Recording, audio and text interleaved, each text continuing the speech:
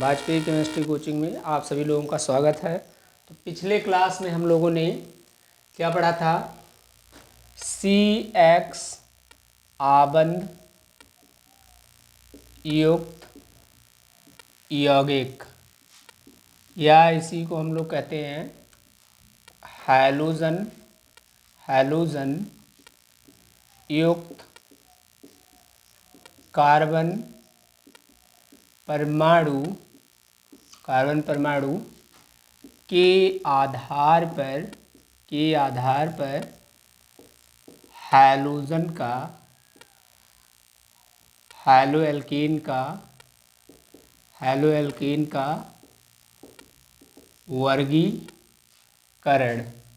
वर्गीकरण ये हम लोगों ने पढ़ा था, जिसमें हमने एक हेडिंग किया था कि हमारा जो हैलोएल्केन होता है वो इसके आधार पे 4 प्रकार से होते हैं, जिसमें हम लोगों ने सीखा था वो 0 डिग्री, फिर 1 डिग्री, फिर 2 डिग्री और फिर 3 डिग्री। आज हम लोगों को इसमें भी अभी 2 पार्ट बाकी हैं। एक हमारा क्या है, एक होता है एलिलिक हैलाइड, या इसी को हम लोग इंग्लिश में एलाइलिक हैलाइड कहते हैं। देखिए इसको हम डिफाइन कैसे करते हैं। तो सबसे पहले क्या करेंगे, जब हैलोजन परमाणु द्विक बंध के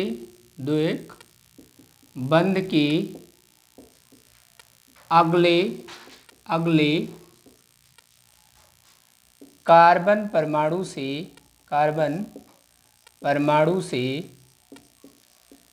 जुड़ा होता है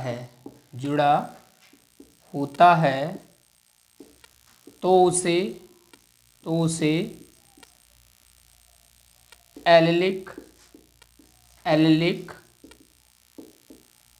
हैलाइड कहते हैं। तो उसे क्या कहते हैं, एलिलिक हैलाइड। मतलब जब हैलोजन परमाणु द्विबंध के अगले कार्बन से जुड़ा होता है तो उसे हम एलिलिक हैलाइड कहते हैं। अब इसका एग्जांपल देखिए, जैसे हमारे पास क्या है, डबल बॉन्ड वाला ये कार्बन हो गया, इसका अगला कार्बन ये है और इससे क्या जुड़ा हो, हैलोजन जुड़ा हो, तो उसे हम लोग क्या कहते हैं, इस प्रकार के हैलाइड को हम लोग एलाइलिक या एलिलिक हैलाइड कहते हैं। अब उसके बाद इसकी वैलेंसी आप मेंटेन करेंगे। तो यहाँ देखिए एक कार्बन टेट्रावैलेंट होता है तो डबल बॉन्ड बना रखा है, इसका मतलब 2 वैलेंसी इसकी कम है तो 2 हाइड्रोजन यहाँ जोड़ देंगे। एक वैलेंसी इसकी कम है तो 1 हाइड्रोजन यहाँ जोड़ देंगे, और इसकी 2 वैलेंसी कम है तो 2 हाइड्रोजन यहाँ जोड़ देंगे। तो इस प्रकार हम लोग कह सकते हैं कि एलिलिक हैलाइड क्या होता है, जब हैलोजन परमाणु द्विबंध के अगले कार्बन परमाणु से क्या हो, जुड़ा होता है तो उसे हम एलिलिक हैलाइड कहते हैं। इसका एग्जाम्पल देखिए, तो इसका एग्जाम्पल हमारे पास CH3 CH2 CH double bond CH और ये CH2 और ये Cl। अब यहाँ देखिए क्या है कि इसमें डबल बॉन्ड यहाँ है, ये वाला कार्बन हमारा और ये वाला कार्बन डबल बॉन्ड का, इसका अगला कार्बन ये है और इसके अगले कार्बन से क्या जुड़ा है, हैलोजन जुड़ा है। तो ये भी हमारा एक प्रकार से क्या है, एलाइलिक हैलाइड है। क्या है, एलाइलिक या एलिलिक हैलाइड है। उसके बाद जैसे हमारे पास दिया CH3 CH double bond CH Br CH3। अगर हमसे कोई कह दे कि ये किस प्रकार का हैलाइड है, तो ये भी हमारा क्या है, एलिलिक हैलाइड, क्योंकि डबल बॉन्ड वाला कार्बन ये और ये है और इसका अगला कार्बन इस साइड आएंगे तो ये है, तो यहाँ तो कोई हैलोजन जुड़ा नहीं है, लेकिन इसके अगले कार्बन यानी ये वाला इसका अगला कार्बन है तो इससे हैलोजन जुड़ा हुआ है। तो इसका मतलब ये भी हमारा क्या है, एलिलिक हैलाइड का एग्जाम्पल है। ये किसका एग्जाम्पल है, एलिलिक हैलाइड का एग्जाम्पल है। आप देखिए कि एलिलिक हैलाइड एक तरीके से और हम डिफाइन कर सकते हैं कि देखिए एलिलिक का मतलब है कि जब हमारा क्या है कि जिस कार्बन परमाणु से हैलोजन जुड़ा हो वह कार्बन परमाणु हमारा होना चाहिए sp3 संकरित। ये भी आप कर सकते हैं, एलिलिक हैलाइड का दूसरा डेफिनेशन दे सकते हैं, एलिलिक हैलाइड। इसका मतलब क्या है तो ऐसे हमारे पास क्या है, एग्जाम्पल से समझिए इसको, CH2 डबल बॉन्ड CH और CH2Cl। तो ये हैलोजन जिस कार्बन परमाणु से जुड़ा होता है इसकी प्रकृति क्या होती है, इसकी प्रकृति है sp3। कैसे जान पाए, तो एकदम आसान है। देखिए सबसे पहले आप इसका विन्यास बदल लीजिए। तो जब आप विन्यास बदलेंगे तो देखिए विन्यास का मतलब कि मतलब इसको ओपन कर लीजिए, तो ये हमारा हो जाएगा एक कार्बन से H और ये Cl। अब हमें पता है कि अगर सिंगल बॉन्ड है तो सिंगल बॉन्ड का मतलब उसमें क्या है, सिग्मा बॉन्ड है। तो यहाँ देखिए इस कार्बन के पास कितने सिग्मा बॉन्ड है, तो एक सिंगल बॉन्ड एक सिग्मा, ये भी सिंगल बॉन्ड है तो ये भी सिग्मा, ये भी सिंगल बॉन्ड है तो ये भी सिग्मा, और ये भी सिंगल बॉन्ड है तो ये भी सिग्मा। इस प्रकार इस कार्बन के पास हमारे पास 4 सिंगल बॉन्ड हैं और 4 सिंगल बॉन्ड हैं, तो इसका मतलब इसके पास 4 सिग्मा बॉन्ड है। अब जब 4 सिग्मा बॉन्ड है तो एक सिग्मा बॉन्ड चला जाएगा S के लिए और 3 बचा P, तो ये संकरण क्या हो जाएगा, sp3।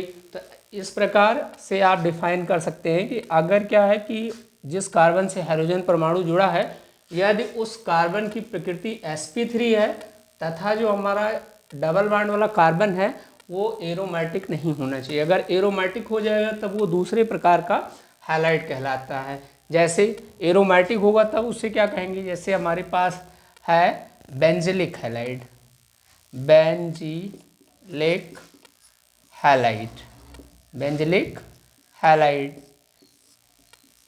Benzylic halide. तो इसका डेफिनेशन हम लिखेंगे कि जब हैलोजन परमाणु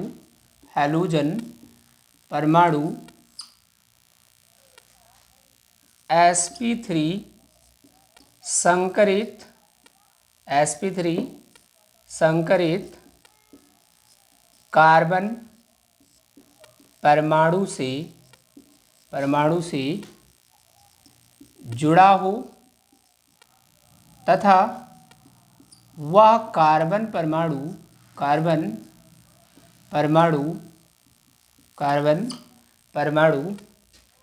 एरोमेटिक वलय से जुड़ा हो, एरोमेटिक वलय से जुड़ा हो तो उसे बेंजाइलिक हैलाइड कहते हैं। तो उसे क्या कहते हैं, बेंजाइलिक हैलाइड कहते हैं। जैसे इसका एग्जांपल पहले इसको समझिए, जैसे हमारे पास CH2X है और यहाँ पर हमारे पास क्या है, ये बेंजीन यानी एरोमेटिक वलय है। अब देखिए ये वाला हमारा कार्बन, ये वाला कार्बन, ये इस और इसके बीच क्या है, ये डबल बॉन्ड है। डबल बॉन्ड का अगला कार्बन कौन सा, ये वाला कार्बन हमारा क्या है, डबल बॉन्ड का अगला कार्बन, तो इससे हमारा हैलोजन जुड़ा है। इसका मतलब और इसका संकरण अगर हम चेक करेंगे तो संकरण देखिए CH और ये हमारा बेंजीन रिंग और ये हमारा क्या है X।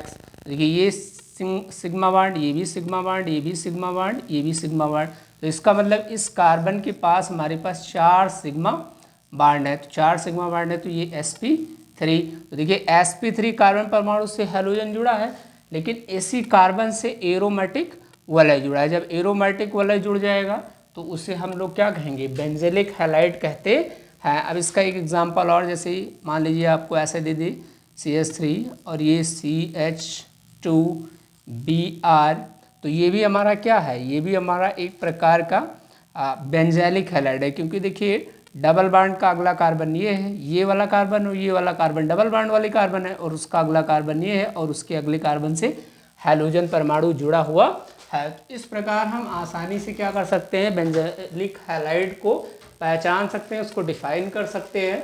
अब हम लोग आगे क्या करेंगे, इसका अध्ययन करेंगे।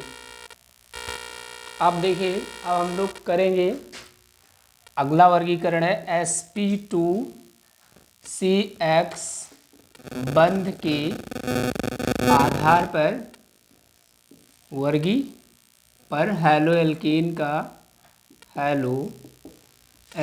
का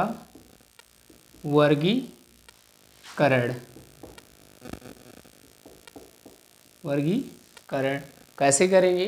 तो देखिए पहला हमारा होता है vinylic vinylic halide, vinylic halide, vinylic halide.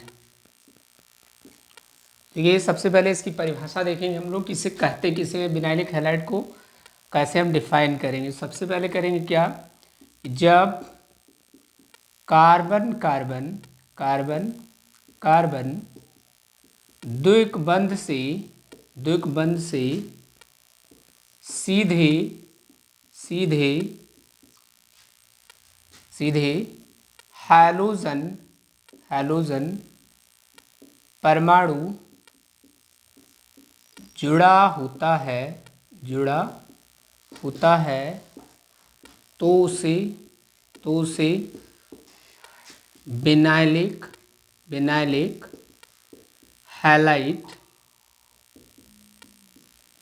Halide कहते हैं।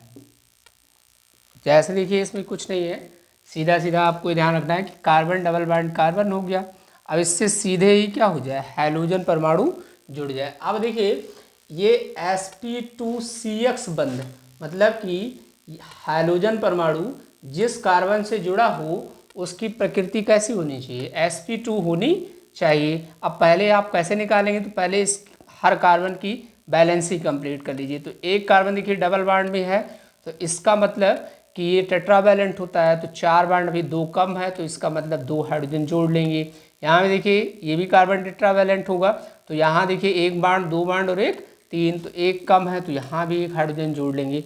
अब हम देखेंगे कि ये sp2CX मतलब ये कह रहा है कि जिस कार्बन से हाइड्रोजन परमाणु जुड़ा है वो कार्बन कैसा होना चाहिए, sp2 संकरित होना चाहिए। तो यहाँ देखिए कि जिस प्रकार हम जानते हैं कि एक सिंगल बॉन्ड में केवल सिग्मा बॉन्ड होता है, उसी प्रकार डबल बॉन्ड में एक सिग्मा और एक पाई बॉन्ड होता है। तो यहाँ देखिए कि संकरण में केवल क्या किया जाता है, सिग्मा बॉन्ड को काउंट किया जाता है। तो एक सिग्मा ये हो गया, सिंगल बॉन्ड है तो एक सिग्मा, यहाँ भी एक सिग्मा, और यहाँ देखिए डबल बॉन्ड है तो एक सिग्मा और एक पाई। तो इस प्रकार इस कार्बन परमाणु के पास 1 2 और 1 3 सिग्मा बॉन्ड है। टोटल कितने सिग्मा बॉन्ड है, 3 सिग्मा बॉन्ड। तो एक चला गया S के लिए और 2 बॉन्ड चले जाएंगे P के लिए, तो ये हो जाएगा sp2 संकरण। इसका मतलब क्या है कि इस कार्बन का जो संकरण होगा वो sp2 संकरण होगा। अतः ये कार्बन क्या है, sp2 संकरित कार्बन है। और जब sp2 संकरित कार्बन सीधे हाइड्रोजन परमाणु जुड़ा हो तो उसे हम लोग विनाइलिक हैलाइड कहते हैं। अब इसका जैसे मान लीजिए एग्जाम्पल है CH2 डबल बॉन्ड CH और ये Br, तो ये भी हमारा क्या है, एक प्रकार का विनाइलिक, क्योंकि डबल बॉन्ड से सीधे हाइड्रोजन जुड़ा है। अगर मान लीजिए हमारे पास साइक्लोहेक्सीन टाइप का कंपाउंड कोई दिया है और उसमें कोई हाइड्रोजन जुड़ा है, तो ये भी हमारा क्या होगा, ये भी हमारा देखिए डबल बॉन्ड का ये कार्बन है और ये कार्बन है, और इस कार्बन से सीधे हाइड्रोजन परमाणु क्या है, जुड़ा हुआ है। तो इसका मतलब ये भी हमारा क्या होगा, ये भी हमारा विनाइलिक हैलाइड होगा। तो देखिए sp2CX बंध के आधार पर हैलो एल्कीन का वर्गीकरण में हमने पहला सीखा क्या, विनाइलिक हैलाइड। अब उसके बाद पहला हो गया एक क्या, विनाइलिक हैलाइड, और दूसरा हम लोग अब पढ़ेंगे एरिल हैलाइड। एरिल हैलाइड इसके बारे में हम लोगों को पढ़ना है। तो आइए हम लोग एरिल हैलाइड के बारे में सीखते हैं कि एरिल हैलाइड को हम कैसे पहचानेंगे। अब दूसरा हम लोगों को सीखना क्या है, एरिल हैलाइड। क्या, एरिल हैलाइड। एरिल हैलाइड इसका डेफिनेशन क्या होगा, तो एरिल हैलाइड देखिए क्या होता है, जब हैलोजन परमाणु सीधे सीधे सीधे एरोमेटिक वलय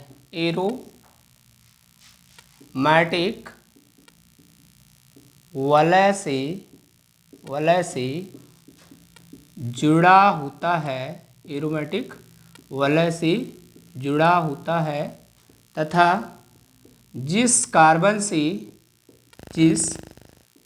से जुड़ा हो उसकी प्रकृति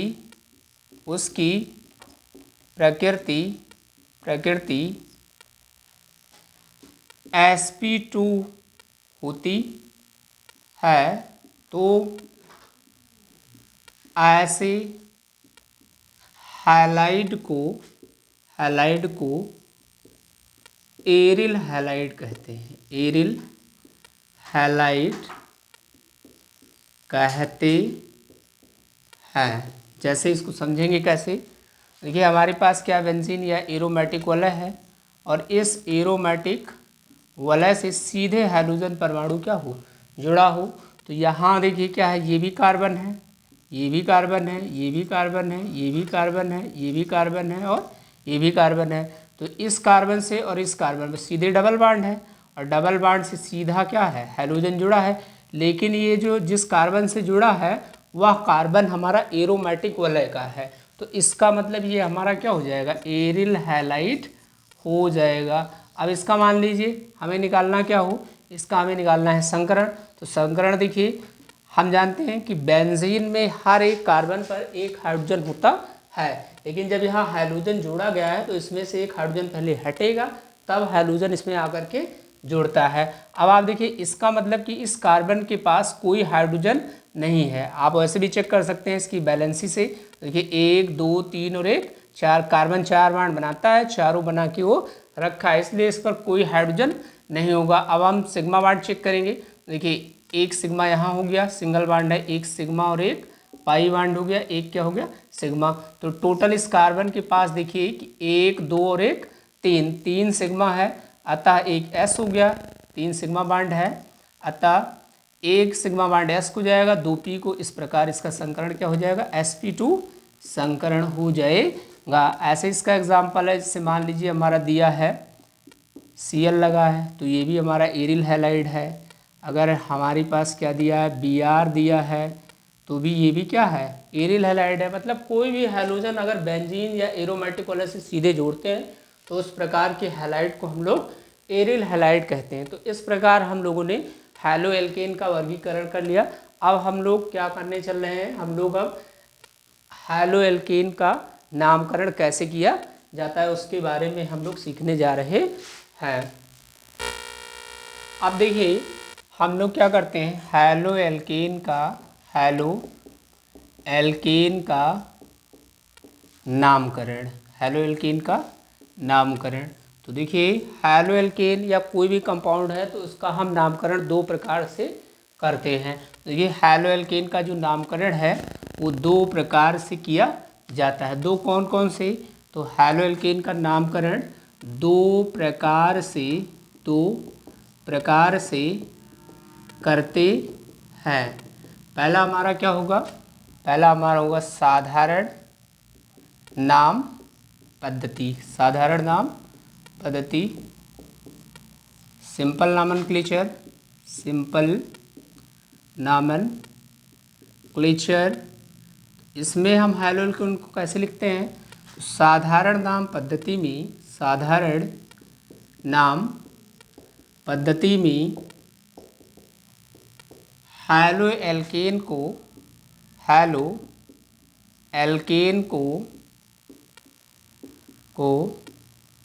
एल्किल हैलाइड के रूप में लिखा जाता है। जैसे हमारे पास हैलो एल्केन क्या है, R X, तो हम इस R को लिख देंगे किस रूप में, एल्किल के रूप में। किस रूप में, एल्किल। और X को लिखेंगे क्या, हैलाइड के रूप में। जैसे हमारे पास एग्जाम्पल है CH3Cl, तो ये हो जाएगा एल्किल। एल्किल का मतलब इसमें कितने कार्बन है, 1, तो 1 के लिए हमारा हो जाएगा मैथ और पीछे जोड़ देंगे क्या, YL, तो ये हो गया मेथिल। और Cl है तो इसका नाम हम क्या लिख देंगे, क्लोराइड। तो CH3Cl का साधारण नाम जो हो जाएगा वो हमारा हो जाएगा मेथिल क्लोराइड। ऐसे मान लीजिए एग्जाम्पल लिखा CH3CH2Br, ये भी हमारा एक क्या है, हैलो एल्केन है। तो ये इतना पार्ट इसका क्या हो गया, एल्किल हो गया, और इतना पार्ट हमारा क्या हो गया, हैलोजन हो गया। तो इसका नाम, इसमें देखेंगे कितने कार्बन है, तो 1 और 1 2 कार्बन है, तो 2 के लिए हम लोग क्या लिखेंगे, 2 के लिए हम लोग एथ लिखेंगे, पीछे क्या जोड़ देंगे, YL। और Br है तो इसका नाम हो जाएगा ब्रोमाइड। माइड। ऐसे मान लीजिए हमारे पास एग्जांपल है CH3 CH2 CH2 Br। तो यहाँ देखिए इसका नाम कैसे, तो इसमें ये पूरा का पूरा हमारा एल्किल हो गया, ये हमारा क्या हो गया, ये हमारा हो गया हैलोजन। तो एल्किल में कितने कार्बन है, 3, 3 के लिए हम क्या लिखेंगे प्रोप, और पीछे क्या जोड़ देंगे वही एल प्रोपिल हो गया, और Br है तो ब्रोमाइड। अब आप देखिए कभी कभी क्या होता है कि इसमें 3 टर्म लिखे हुए मिलते हैं, जैसे कहीं कहीं आपको N लिखा हुआ मिलेगा कि N, कहीं कहीं आइसो और कहीं कहीं नियो लिखा हुआ मिलता है। तो N आइसो और नियो शब्द का क्या, या टर्म का क्या मतलब होता है, इसको हम समझते हैं। तो आइए हम लोग समझेंगे कि N कब यूज किया जाएगा, आइसो कब यूज किया जाएगा, और नियो का प्रयोग कब किया जाता है। तो इसके बारे में हम लोग सीखने चल। अब देखिए कि N का प्रयोग कब करेंगी, तो N जब एल्किल हैलाइड में, एल्किल हैलाइड में कोई शाखा नहीं होता है तो उस एल्किल हैलाइड का साधारण नाम लिखते समय N का प्रयोग किया जाता है, N का प्रयोग किया जाता है। मतलब कि जैसे इसका एग्जांपल देखेंगे, N का मतलब नॉर्मल होगा, यानी जिसमें कोई ब्रांच ना हो। जैसे एग्जांपल लिखा CH3 CH2 और हमारा क्या है Br। अब आप देखिए इसमें ये इतना क्या है, ये हमारा एल्किल है, ये हमारा हैलाइड है, लेकिन इसमें कोई भी ब्रांच नहीं है। तो इसका नाम देखिए एल्किल में कितने कार्बन है, 3, तो 3 के लिए हमारा क्या हो गया प्रोप, और पीछे हम जोड़ देंगे वही एल प्रोपिल हो गया, और Br है तो हमारा क्या हो जाएगा ब्रोमाइड हो जाएगा। लेकिन इसके कार्बन श्रृंखला में कोई ब्रांच नहीं है, इसलिए हम लोग आगे इसमें लगा देंगे क्या N। तो इस प्रकार ये हो जाएगा N प्रोपिल ब्रोमाइड हो जाता है। ऐसे दूसरा एग्जांपल देखिए CH3 CH2 और ये हमारा क्या हो गया Cl। अब यहाँ देखिए ये इतना हमारा एल्किल है और ये हमारा क्या है, ये हमारा हैलोजन है। तो इसका नाम साधारण नाम लिखेंगे तो टोटल कार्बन 1 2 3 और 1 4, 4 के लिए हमारा हो गया ब्यूट, और पीछे जोड़ेंगे क्या YL, तो इसका नाम हो गया ब्यूटिल, और Cl है तो क्लोराइड। अब इसमें कोई ब्रांच नहीं है, तो जब कोई ब्रांच नहीं है तो इसका मतलब हमारा कि ये हमारा हो गया N ब्यूटिल क्लोराइड। दूसरा टर्म देखिए, एक हमारा दूसरा क्या है आइसो टर्म। आइसो कब यूज करेंगे, तो जब एल्किल हैलाइड में एक शाखा, कितनी शाखा, एक शाखा उपस्थित होता है तो उस एल्किल हैलाइड का साधारण नाम लिखते समय आइसो का प्रयोग किया जाता है। आइसो का प्रयोग किया जाता है। जैसे इसका एग्जांपल देखेंगे, जैसे हमारे पास लिखा है CH3 CH3 CH2 और Cl। अब इसमें देखिए कि ये हमारे पास पूरा हमारा एल्किल है, लेकिन इस एल्किल में एक ये ब्रांच निकला हुआ है, तो इस ब्रांच के लिए, इसी ब्रांच के लिए हम लोग आइसो का प्रयोग करेंगे। फिर देखेंगे इसमें टोटल कितने कार्बन हैं, तो 1 2 3 और 1 4, तो 4 के लिए हमारा हो जाएगा ब्यूट, और पीछे लगाएंगे वही एल, तो ये हो गया आइसो ब्यूटिल, और Cl है तो ये हमारा क्या हो जाएगा क्लोराइड हो जाएगा। तो इस प्रकार देखिए हमने आइसो टर्म का भी यूज देख लिया। आइसो टर्म का मतलब जब एक ब्रांच होगा तो उसका साधारण नाम लिखते समय हम आइसो टर्म का यूज करते हैं। तीसरा हमारा टर्म होता है नियो। नियो क्या है कि जब एल्किल हैलाइड में दो शाखा, कितनी शाखा, दो शाखा उपस्थित हो तो उस एल्किल हैलाइड का साधारण नाम लिखते समय नियों का प्रयोग किया जाता है, नियों का प्रयोग किया जाता है, नियों का प्रयोग किया जाता है। इसको देखो हम लोग यहाँ देखते हैं कि कैसे कहते हैं। तो देखिए CH3 CH3 और Br, ऐसे कर लें CH2 और Br। तो यहाँ देखिए टोटल अगर आप देखेंगे तो एक ब्रांच ये है, एक ब्रांच ये है, तो टोटल दो ब्रांच हो गए। तो इसका नाम क्या हो जाएगा, तो देखिए दो ब्रांच हो गया तो ये नियो यूज कर लेंगे। उसके बाद टोटल देखिए कार्बन 1 2 3 4 और 1 5, 5 के लिए हमारा पेंट हो जाएगा। फिर वाई एल तो ये हो गया पेंटिल, और Br है तो क्या हो जाएगा, ब्रोमाइड। तो इस प्रकार हम लोगों ने क्या देखा, एन का जब प्रयोग करेंगे जब उसमें कोई ब्रांच नहीं होगा, यानी कार्बन श्रृंखला में कोई ब्रांच नहीं होगा तो हम एन का प्रयोग करेंगे।